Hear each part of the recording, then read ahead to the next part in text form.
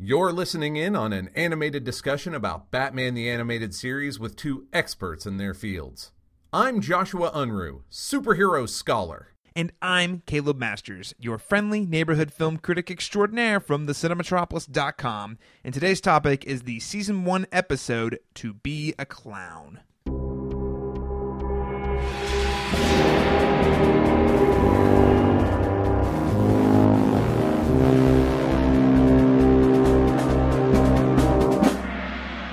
An extremely workmanlike Joker episode, but in the best way. I can't agree more. This was a good old-fashioned Joker story, man. Like, Joker is pissed off at Batman because of something someone else said. Yes. And They are like a really dysfunctional relationship. I mean, it's so crazy. And you know, I'm really glad that we have these episodes with these clearly dysfunctional, vaguely, we're in a bromance thing, but we hate each other, and Yes. you're a bad guy.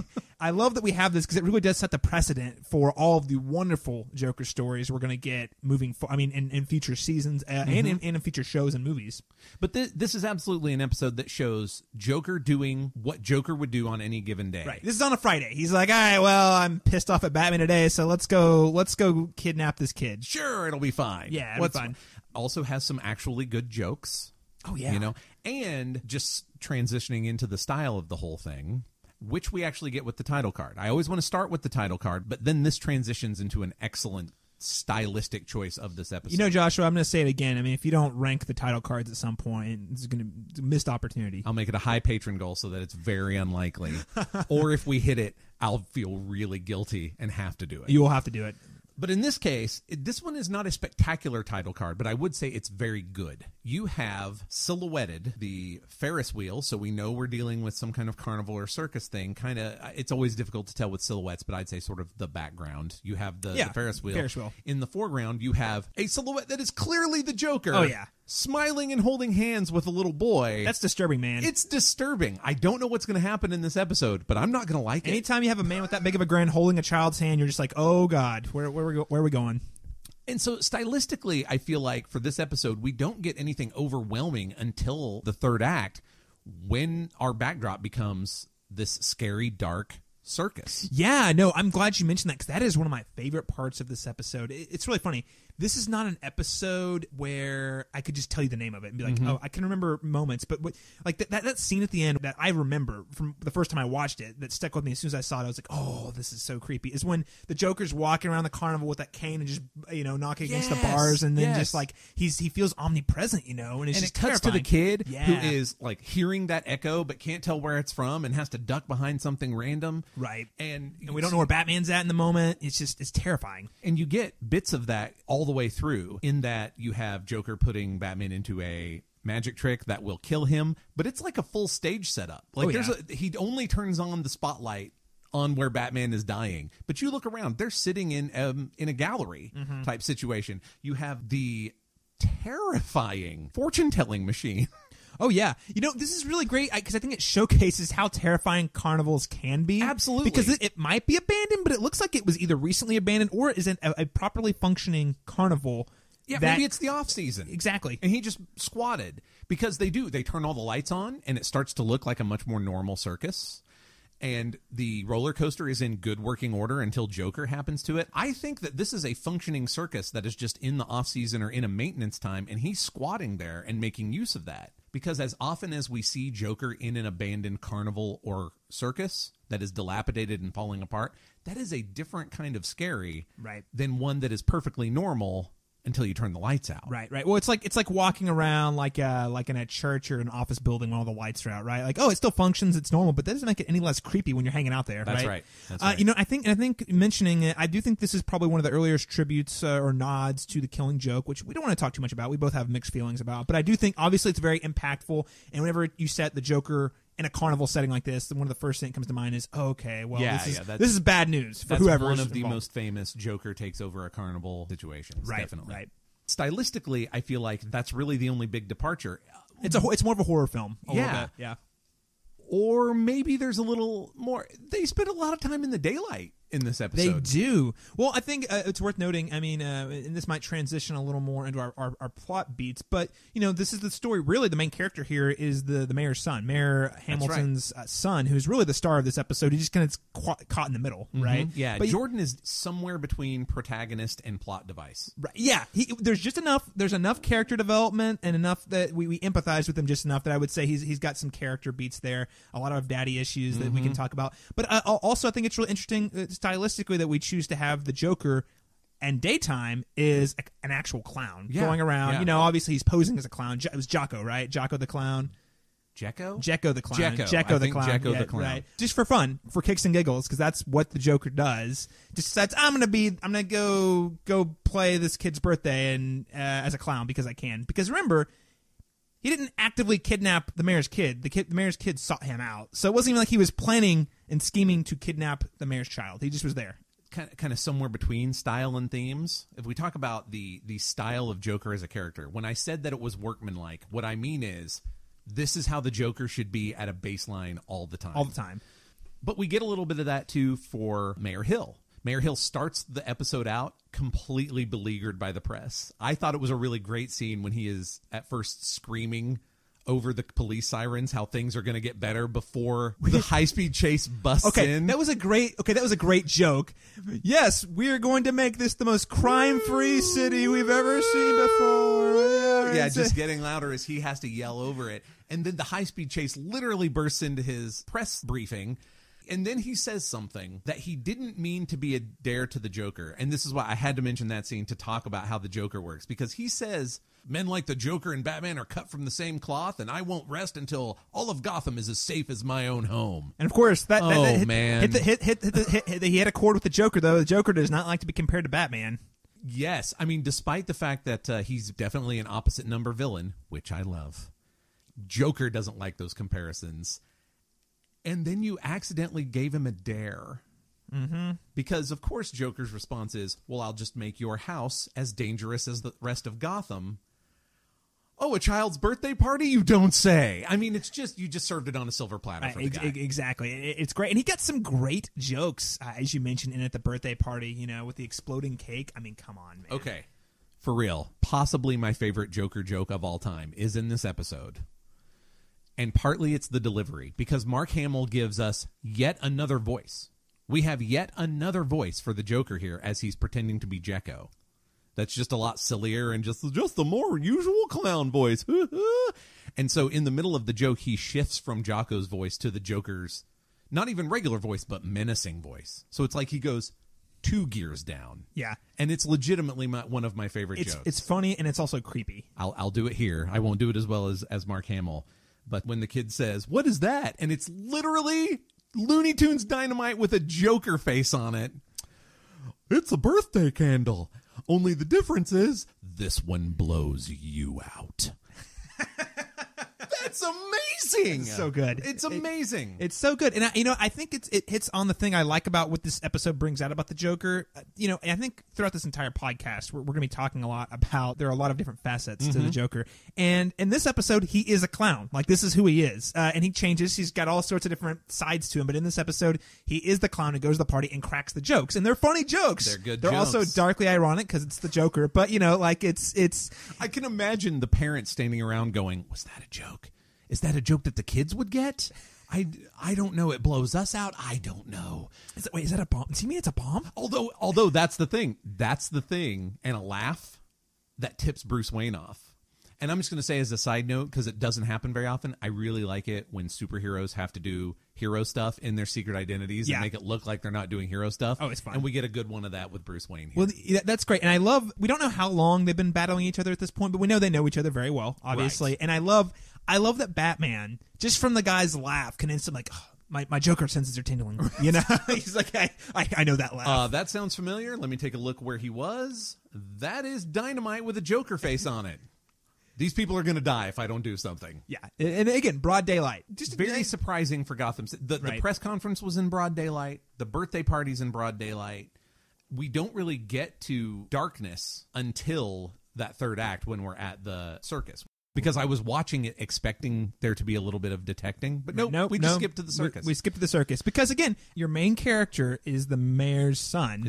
We're by and large, with a few exceptions, we're following his perspective throughout the episode. So the episode is a pivot. There is that moment at the beginning where we have the kind of setting the stage where we have the Joker saying, "I'll take that bet," but then there's the pivot once we get to the birthday party, where at that point forward you're looking at the mayor's son being the main character whose perspective we follow for almost the entire episode.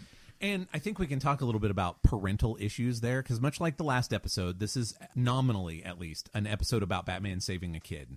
Yes. It's a lot different than the Underdwellers, It's very different than the Underdwellers, and part of the reason is because of who this kid's dad is.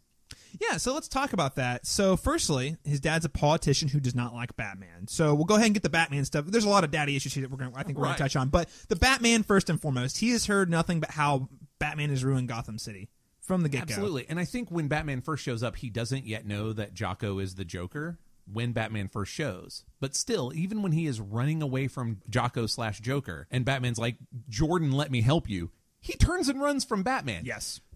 Now, Frog also ran from Batman in the Underdwellers, but that's because Frog would have run from any adult.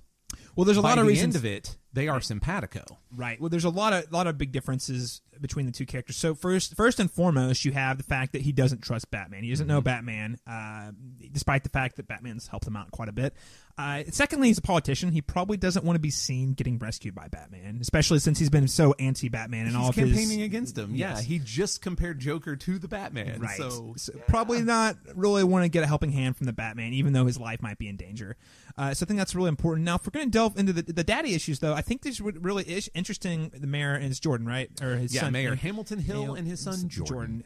Is that he's a politician, and as we see early on, I think this is the where we get the nugget. How can we empathize with this kid? It's all about appearances. He throws a birthday party, and it's like, I'm going to invite all these important people, and their kids might come. Yeah, Which man, isn't that a scumbag thing to do? I mean, speaking as a father, I understand that. At least it's kind of a douche move. Okay. I mean, I get wanting to have your friends come too. Like that's right. or people that you want to talk to. I get that, but like, but no, this is all about influence, right? But at least I can understand that. If I were a politician who felt I had to do that, I'd like to think I would be assuring my son, we'll have a party for you. That's just all about you later. Right. But the further daddy issue that I cannot empathize with as a parent on any level is when he has no time for Jordan's hobbies. What is this kid, 8? Yeah. 8 is not an age when he needs to start putting aside magic tricks and stuff. Let the kid play, but he's just so dismissive of his magician's act. I can definitely empathize with a guy who hears a clown magician say, "Step 1, run away."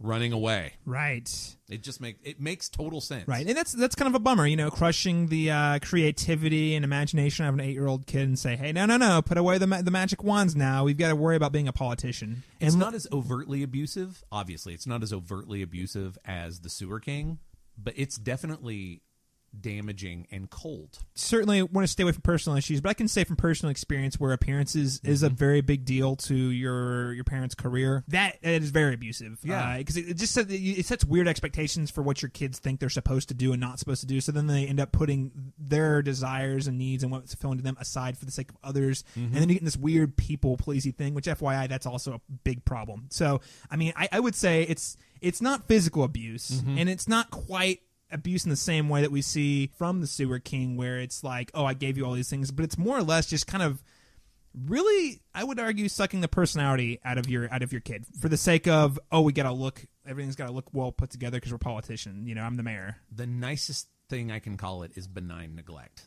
At best. At best. Yeah. I think that's a great point. But yeah, we definitely get to a place where we sympathize with Jordan for just running away. Yeah. He doesn't know Jocko's the Joker. No, he doesn't. And he just wants to get away from his dad. He doesn't trust Batman. He wants to get away from his dad. I don't blame him. It sounds like he's pretty unhappy. And especially at a moment like, especially when you're younger, a birthday party is a big deal. Like people all celebrating your birth. Like that's, or when you're a kid, that's like, ooh, we're having a birthday party. It's a big deal. It's maybe the only day where it's actually all about you. Right. Yeah. He's wise enough to get the feel that his dad is not making it about him. So of course, like, he'd want to run away. If I was there to run away. So there's definitely a lot of empathy there. And yes, that does serve as a plot device for us to bring Batman to get a great Batman Joker story out of it.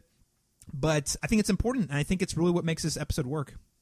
Yeah, definitely. There's an emotional core there, which we would not have if it was just Joker doing something terrible and Batman going to catch him. There needed to be this kid who slowly realizes that Jocko is the Joker, which I don't think happens until after the first murder attempt. He reveals himself as the Joker until the first time he tries to kill Batman. No, yeah, it is. Remember, it's after that moment when he's like, "Oh, we shouldn't do that, right?" And then he's like, "Quiet, kid," It's just.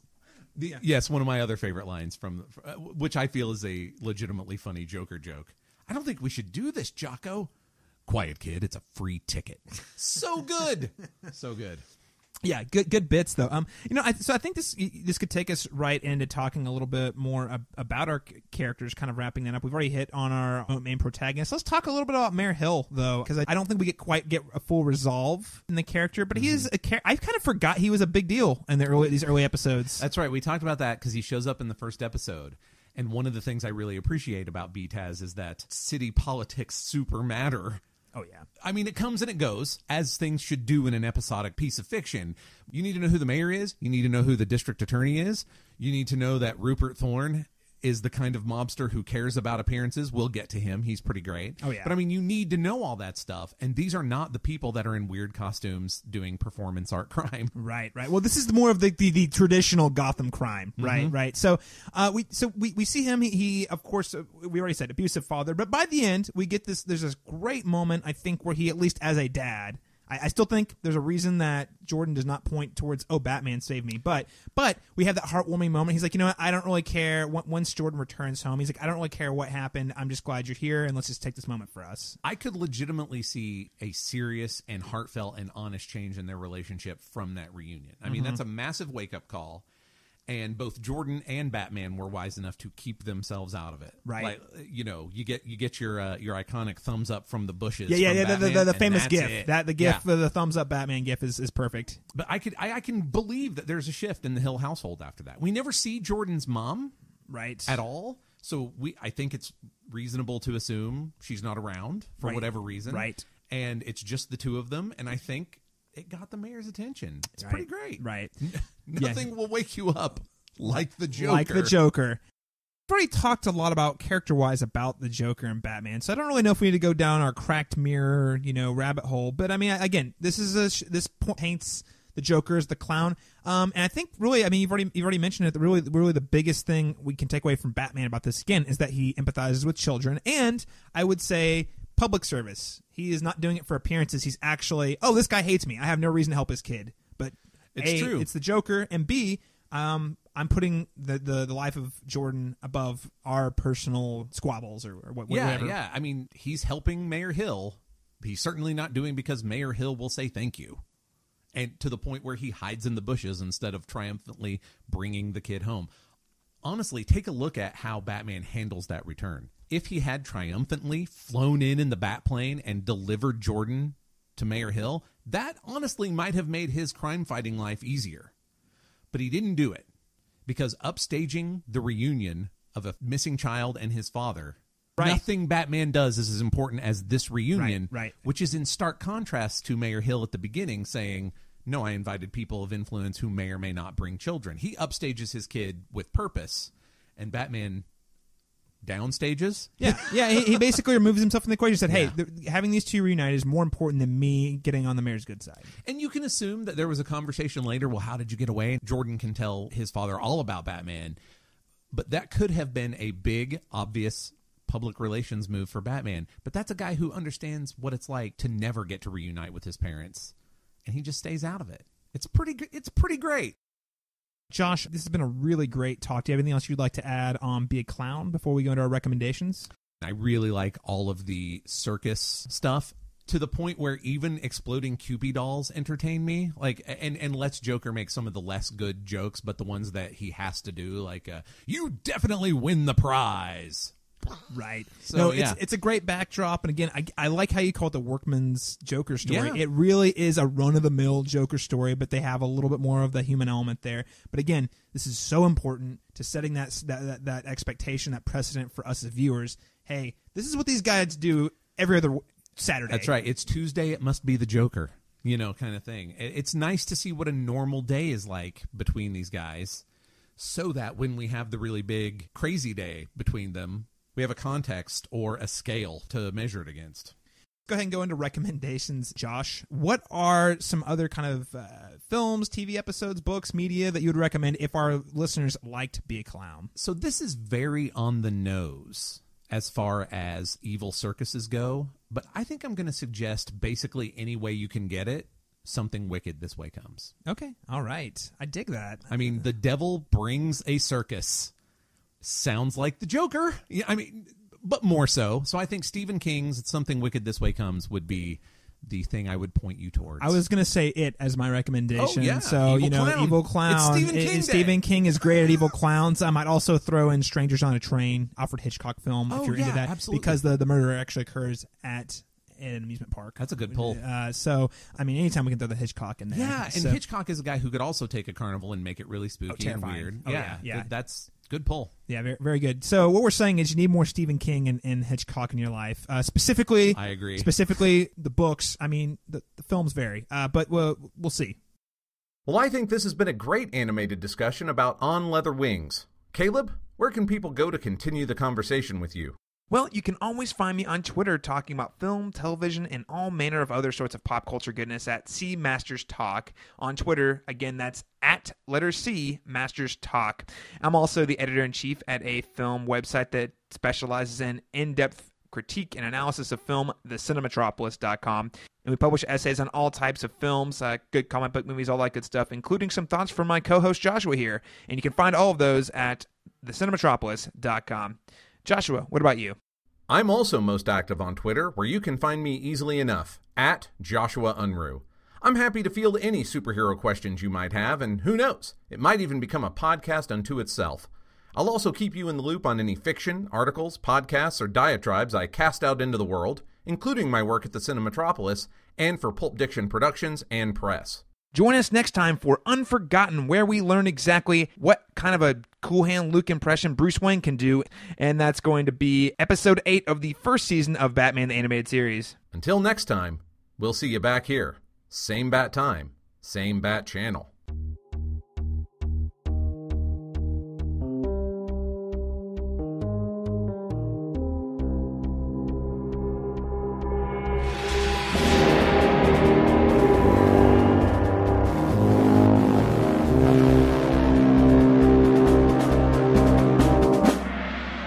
Animated Discussion is a Pulp Diction Productions program and is 100% supported by listeners like you. To find out how you can keep this and our other shows in production, check out patreon.com/pulpdictionproductions. And if you can't support us financially, please leave us a rating and review on iTunes. It's the best way to help others discover the show.